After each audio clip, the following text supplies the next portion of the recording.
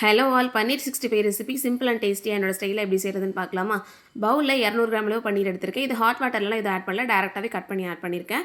Next இதில் 1/2 teaspoon மிளகாய்த்தூள், 1 teaspoon மல்லித்தூள், 1/4 டீஸ்பூன் சீரகத்தூள், 1/2 டீஸ்பூன் கரம் மசாலா, 1 டீஸ்பூன் இஞ்சி பூண்டு பேஸ்ட்டு சேர்த்துட்டு 1/2 லெமனில் பாதி புளிஞ்சு விட்டுக்கலாம்.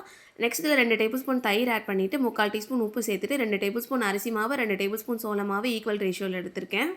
நெக்ஸ்ட் இதில் 1/4 கிளாஸ் அளவு தண்ணியை கொஞ்சம் கொஞ்சமாக ஆட் பண்ணி நல்லா மிக்ஸ் பண்ணதுக்கப்புறம் மூடி போட்டு ஒரு 1/2 மணி நேரம் ஊற வச்சுக்கலாம். கடாயில் எண்ணெய் ஆட் பண்ணி நல்லா ஹீட் ஆனதுக்கப்புறம் பன்னீர் பீசஸை 1 பை 1 போட்டுக்கலாம். பன்னீர் பீசஸை ஆட் பண்ணோடனே லைட்டாக கடாயில் பிடிச்ச மாதிரி தான் இருக்கும். 2 நிமிஷம் போல் குக் ஆனதுக்கப்புறம் லைட்டாக எடுத்து விட்டுட்டு 2 பக்கமும் ஈவனாக குக் பண்ணி எடுத்துக்கலாம். இதே மாதிரி பேட்ச் பை பேட்ச் போட்டு பொரிச்சு எடுத்தோன்னா பன்னீர் 65 ரெடி ஆகிடும்.